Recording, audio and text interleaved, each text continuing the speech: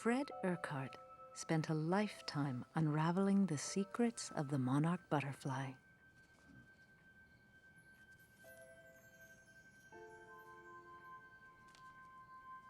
It has been said since Darwin's time that evolution is written on the wings of butterflies.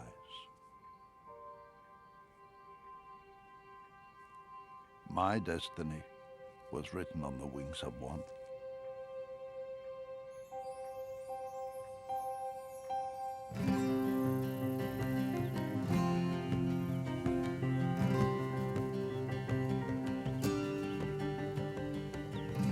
As a young boy in the 1920s near Toronto, Fred wondered where all the monarch butterflies were flying to each fall.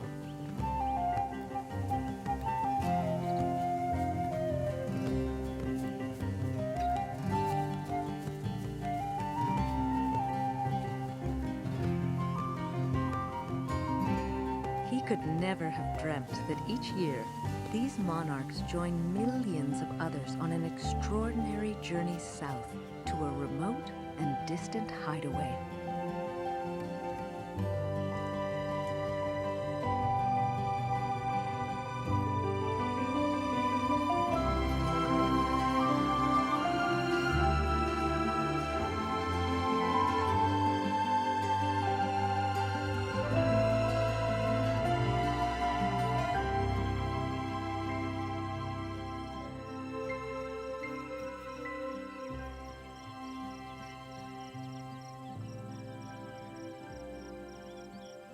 We begin our monarch story today, in a different time and place.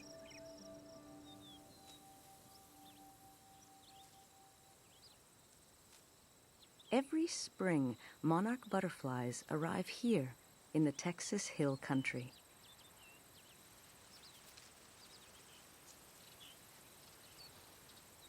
It's one stage in a year-long cycle that will take at least 3 generations.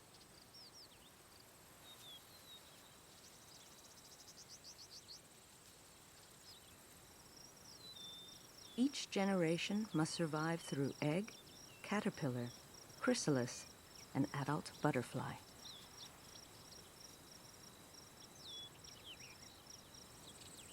Amongst the spring flowers, this female has found a plant called milkweed.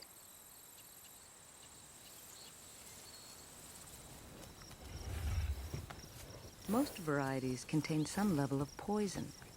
Animals avoid it.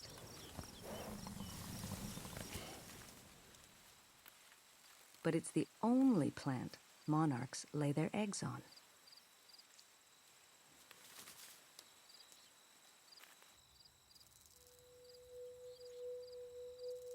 Inside this egg is a hungry caterpillar.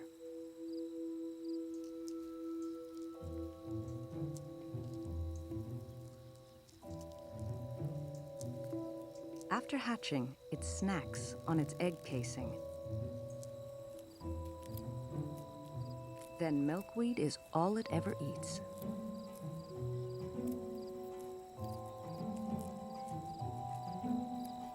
Milkweed is bitter tasting. The caterpillars can tolerate it, but it makes them an unpleasant meal for predators.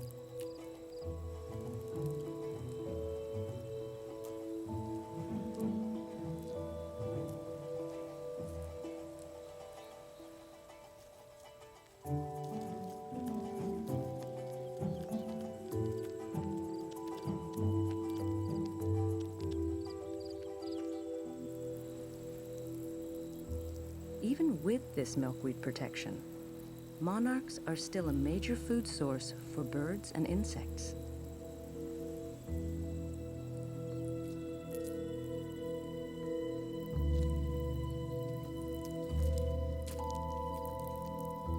Less than 1% of eggs and caterpillars will survive to become adult butterflies.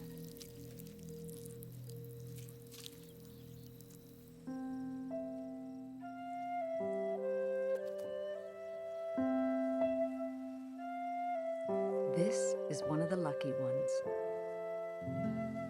We will call her Dana, from her Latin name, Danaus plexippus. Dana and her offspring must stay lucky for generations to survive the year ahead.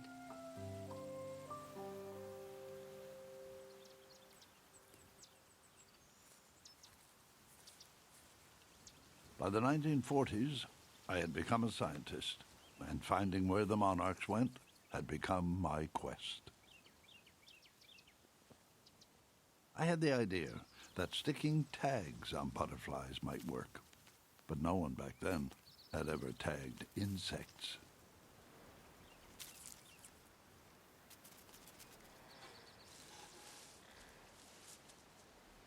So I kept on testing different glues and made tiny tags and tried to imitate the butterfly.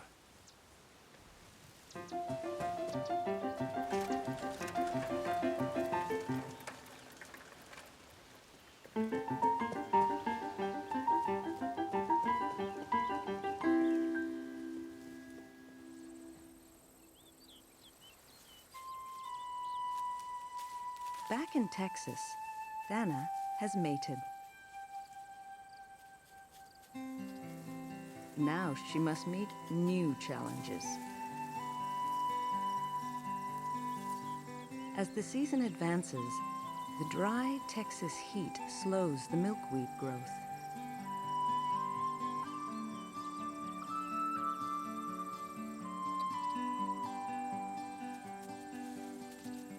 Dana and her fellow survivors must fly, following the spring bloom.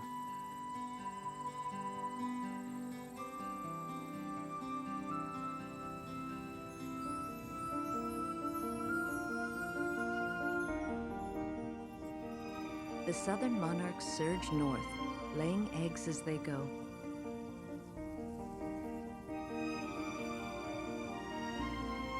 Up to 3 generations over 6 months can swell monarch numbers to as many as 500 million.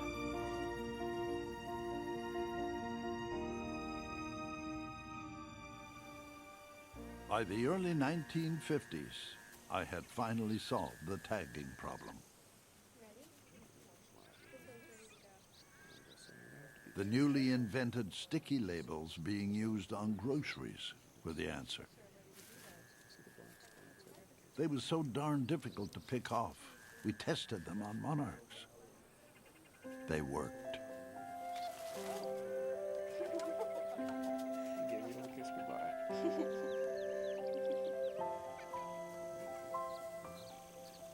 While teaching, I had found another love, Nora, a fellow butterfly fan.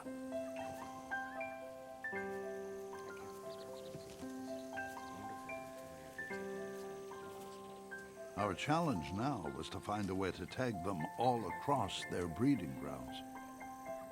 As Nora said, we need a big idea to keep up with these little critters.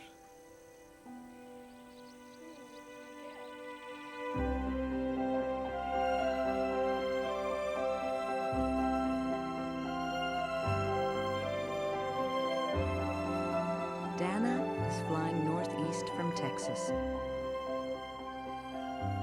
On the way, she lays eggs on milkweed, bordering fields. As farms get bigger, these borders disappear, and with them, the monarchs' nurseries.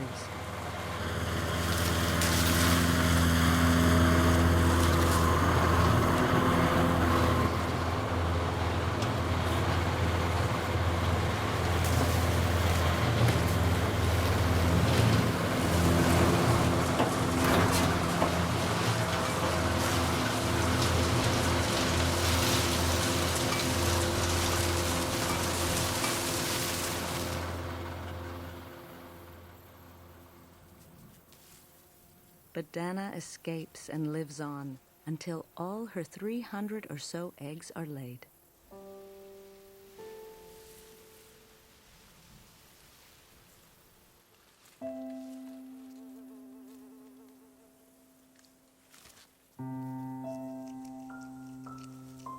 This is now Dana's daughter. Like the generation before, she feeds on milkweed and then becomes a butterfly, and feeds on nectar.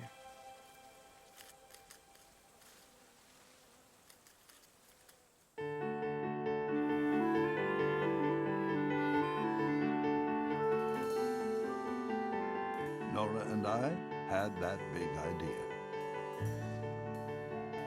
We formed the Insect Migration Association. We asked for volunteers. They were known as citizen scientists, and our tagging efforts as the Great Butterfly Hunt. By the 1960s, we had over 4,000 helpers.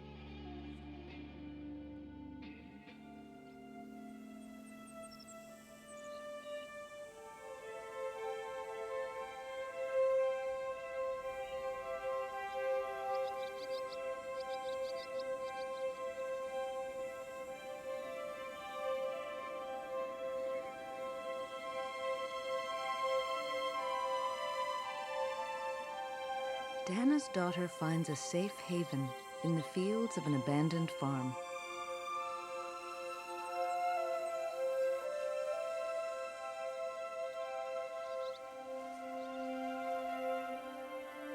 Amongst the flowers, she also finds a mate.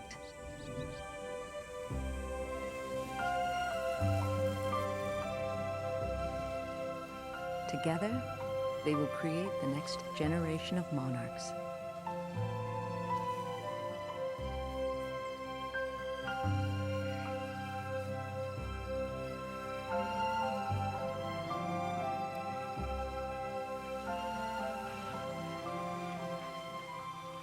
With her eggs fertilized, Dana's daughter is ready to begin laying. But this time, the threat comes from the sky.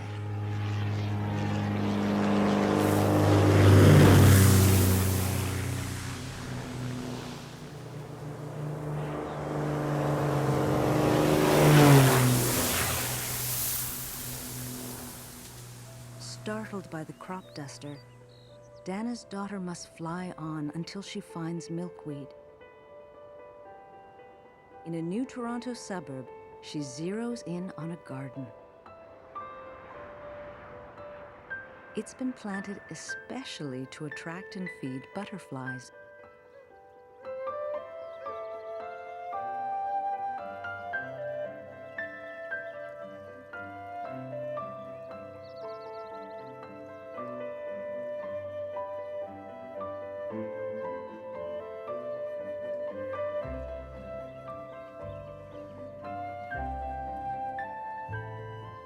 It's an oasis of flowers, promising all sorts of nectar and milkweed.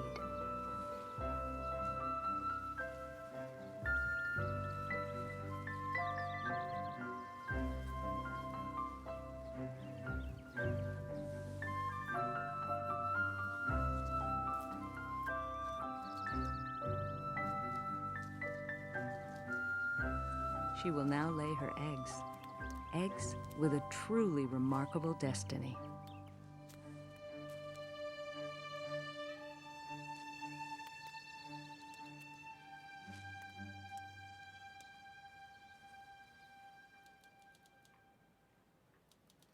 Nora, do you have the letter with the found tag that came in this morning? Somewhere in Oklahoma, wasn't it? Altus, to be exact, Freddie. By 1967, our unique family of citizen scientists were writing in from all over North America. This is one of the 500 we sent to Buffalo. Buffalo, Buffalo, Buffalo, Buffalo. We sent out tags to everyone who wrote to us. When the tagged butterflies were found, their details were returned. With this information, we were able to begin to plot their flight paths. Thank you. Done.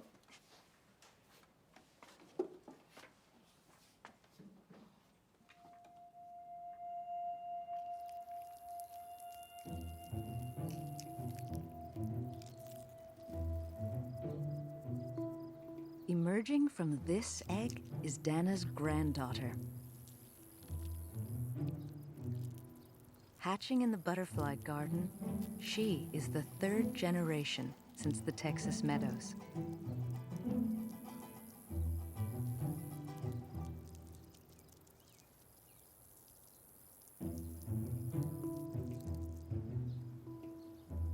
Each of these monarchs is part of a super generation, destined for a spectacular journey.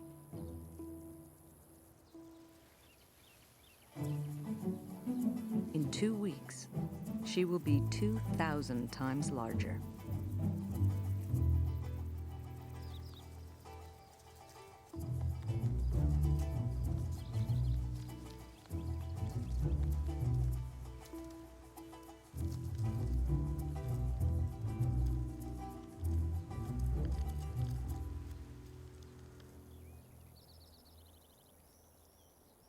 Dana's granddaughter finds a safe place for her next stage.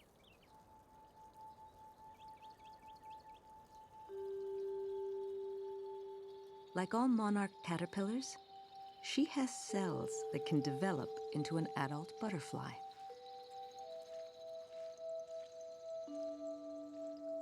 In the next 15 hours, her final caterpillar skin splits, and beneath, a new skin hardens into a chrysalis.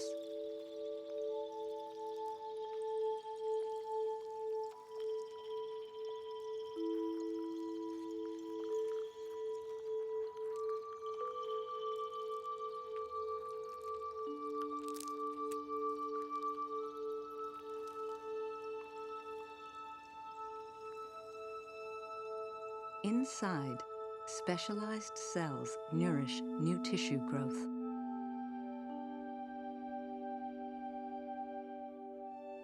Fed oxygen by hundreds of fine breathing tubes, her brain, heart, and digestive tract change shape and size.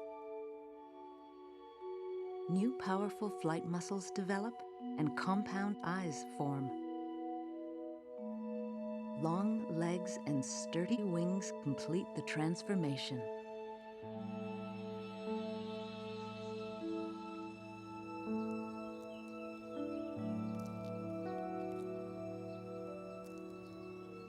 In 2 weeks, Dana's granddaughter has remodeled herself into a butterfly. But she will be different.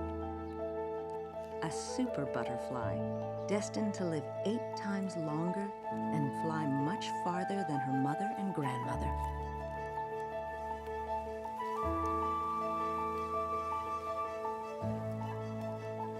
She warms her virgin wings, covered with over 1 million scales.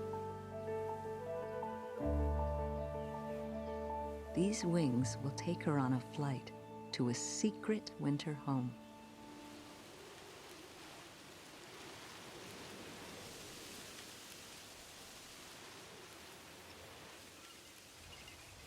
The angle of the sun is getting lower in the sky. The days are shorter and colder. She senses these signals.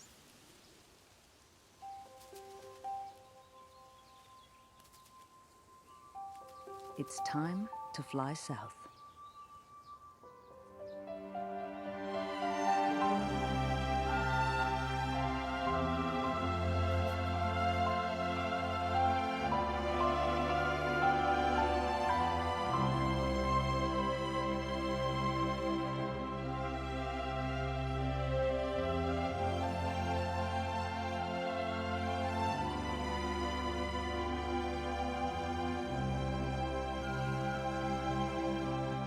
After negotiating city skyscrapers, the next obstacle for Dana's granddaughter is the wide open water of the Great Lakes.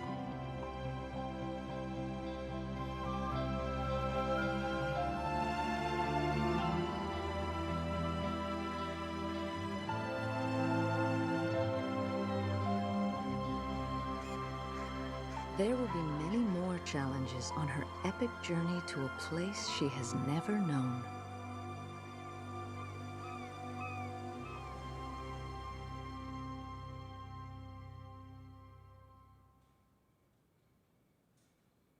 For years, we charted the different flight paths of the monarchs.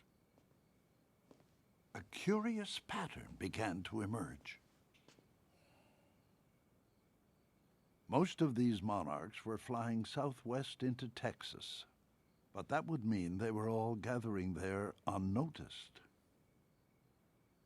How on earth could that be? Well, there was one way to find out.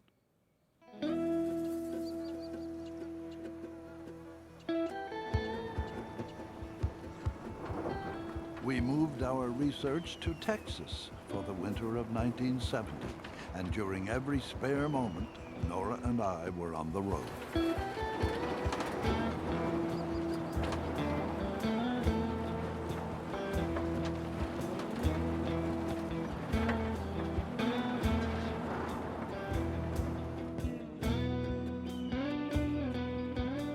Traveling more than 14,000 miles, we searched high and low for large gatherings of monarchs.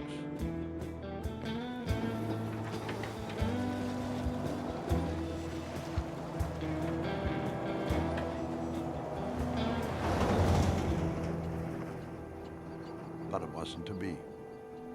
We found none.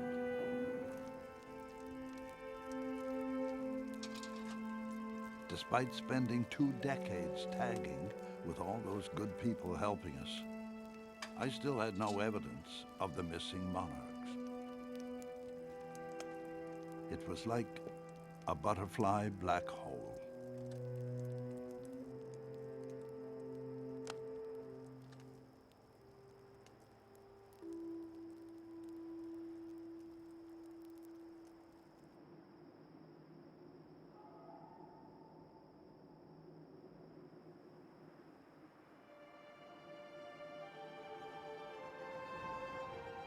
To make her extra-long journey, Dana's granddaughter builds up fat and conserves her energy. She will not mate, and she will catch free rides on the winds, sometimes flying a mile high. Monarchs are beautifully evolved navigators. Their DNA reveals clues about their exceptional ability to migrate so accurately.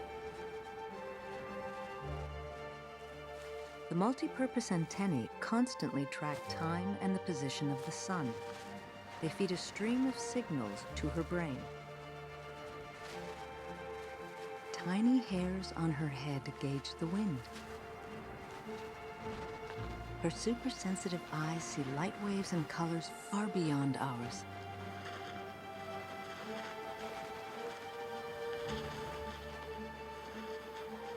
As the sun moves across the sky, and she keeps time, like an insect GPS, she fine-tunes her flight path.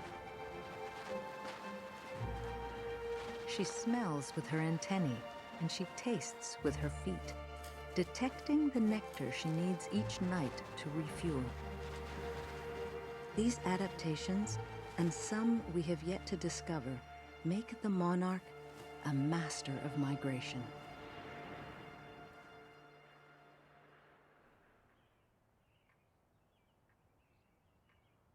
Back in Canada, we received a letter that changed everything. Nora, dear, I think we may have something. Dear Dr. Urquhart, I read with interest your article on the monarch butterflies in my local paper in Mexico City. It occurred to me that I might be of some help. When driving through the Sierra Madre Occidental Mountain Range, about 120 miles due west of Mexico City, I came across wet and tattered monarchs that had been brought down in a rainstorm.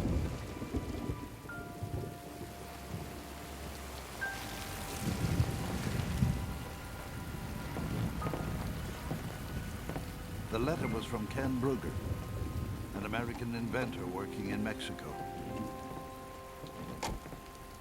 On his way to meet his girlfriend, he had come across something he wasn't expecting.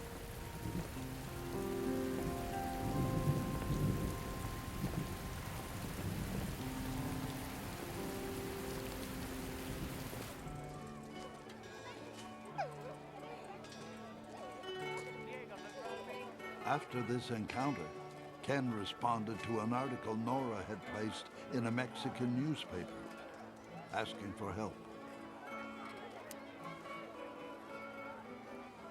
Romance had blossomed for Ken, he married Catalina Aguado. As a girl, she was enchanted by small groups of monarchs flying and resting along the cool riverside.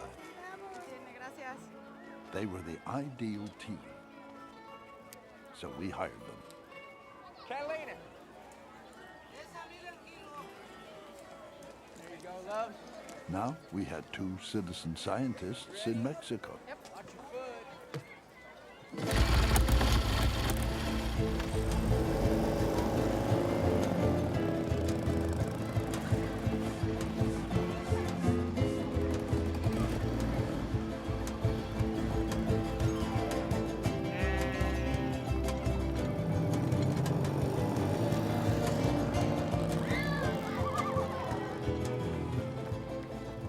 Rumors spread that Ken and Catalina were looking for rare minerals or hidden treasure.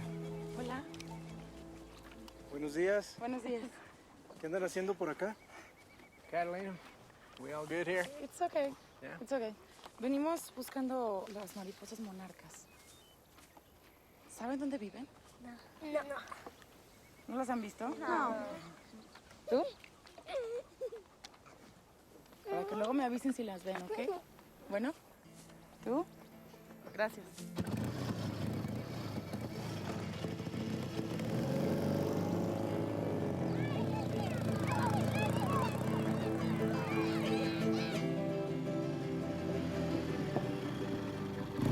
After 2 years of dead ends, Catalina deciphers a clue to where the monarchs might be gathering.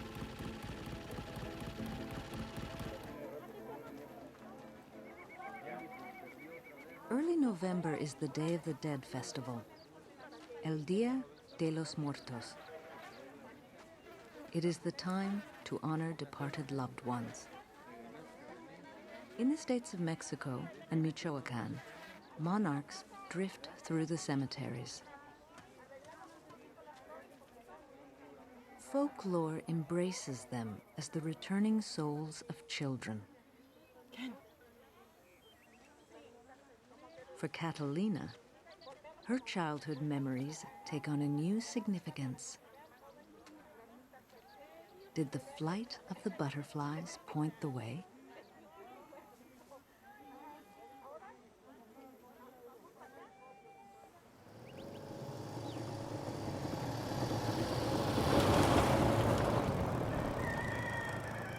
Early one winter morning in 1975, Ken and Catalina set out for the mountaintop of Cerro Pelon.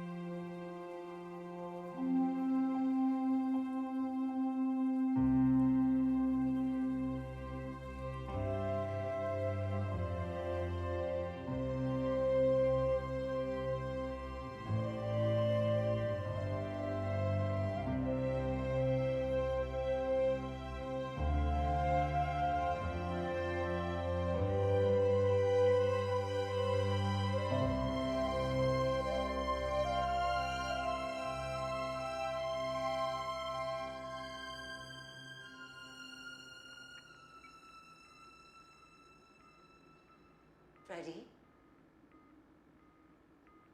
Freddie? Honey? Are you all right? They found them. Ken and Catalina have found the monarchs.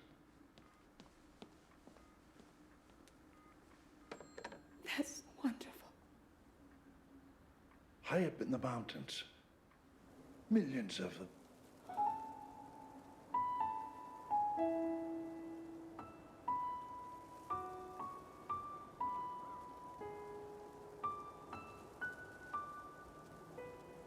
It was marvelous to learn about so many butterflies.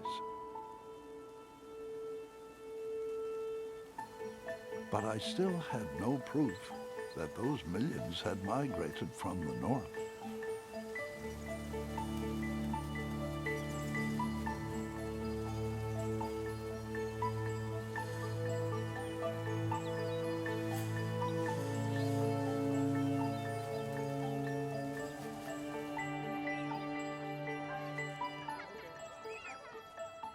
That September, in the northern state of Minnesota, Jim Street and Dean Bowen, with their teacher, Mr. Gilbert, carefully log tag PS 397.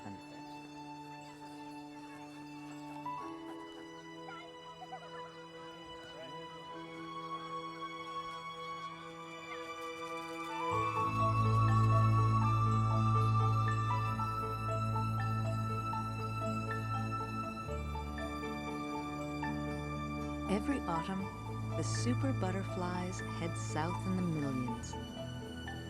Dana's granddaughter is flying from the Great Lakes to Texas. With extraordinary aim, she will funnel across the Rio Grande into Mexico. Her target is a few forested peaks amongst thousands.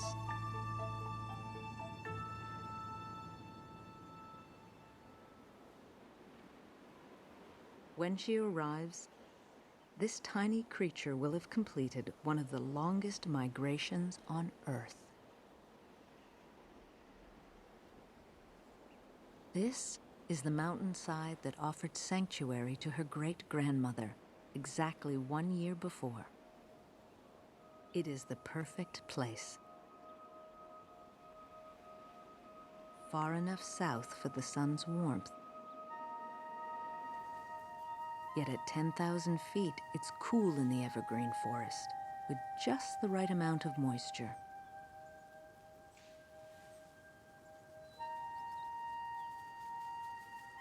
In this fragile microclimate, Dana's granddaughter will slow down, clustering for warmth and protection, and living off her fat reserves until spring.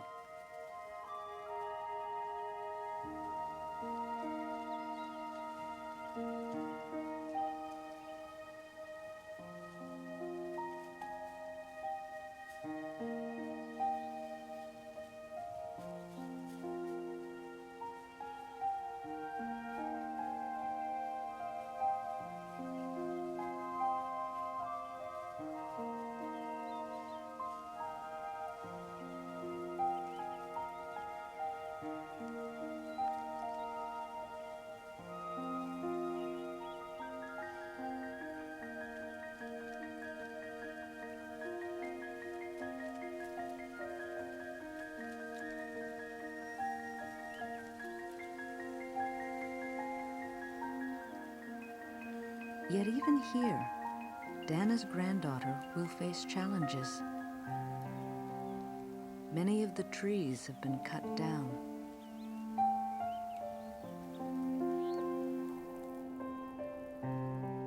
And as the climate changes, the combination of cold and wet storms kills millions.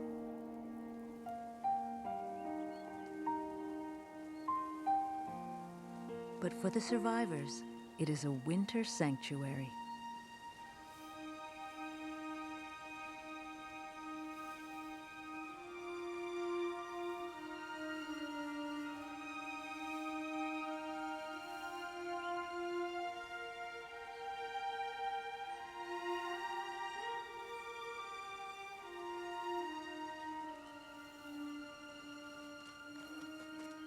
On January 9th, 1976, the Urquharts made the trek to Mexico, despite the warnings from Fred's doctor.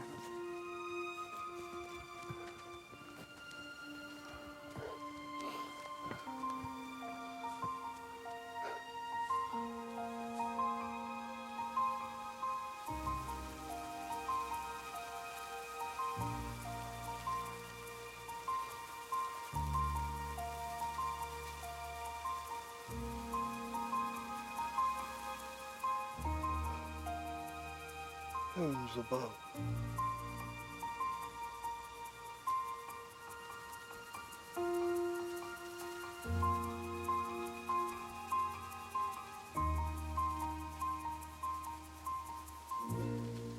It's unbelievable.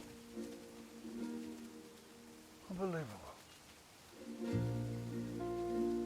What a glorious, incredible sight.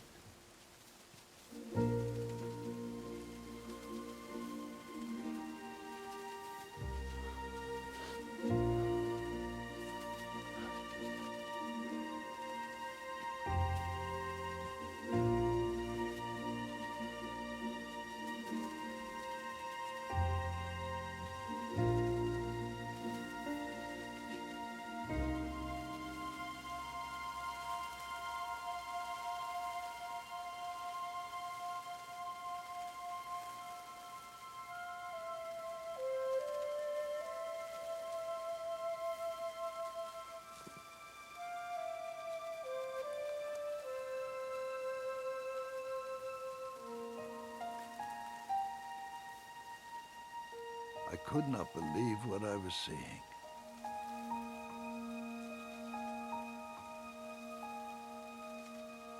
One of our tags. I was holding indisputable proof of an incredible journey.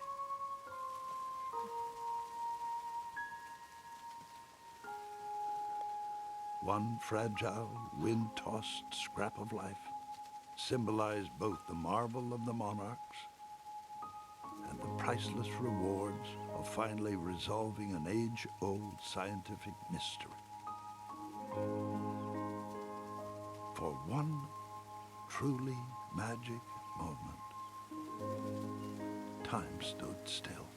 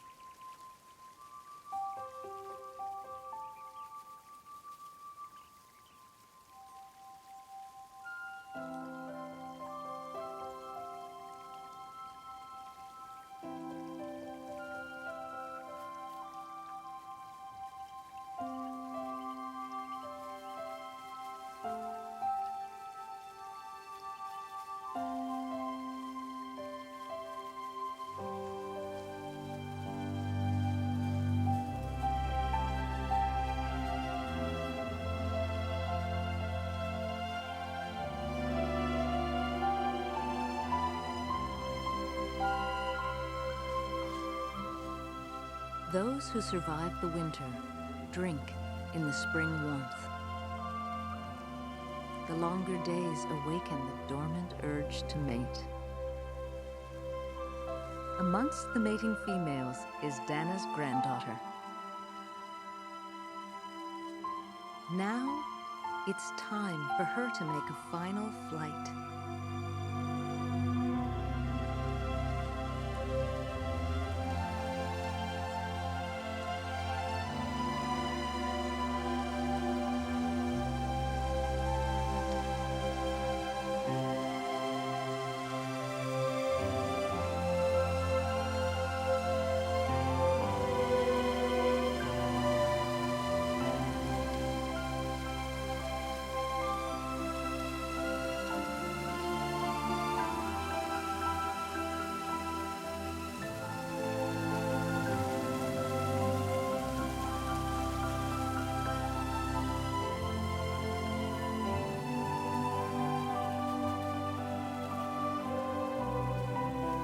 Catching the winds north, she will make her way to Texas, where, just like her great-grandmother, she will lay eggs on the spring milkweed.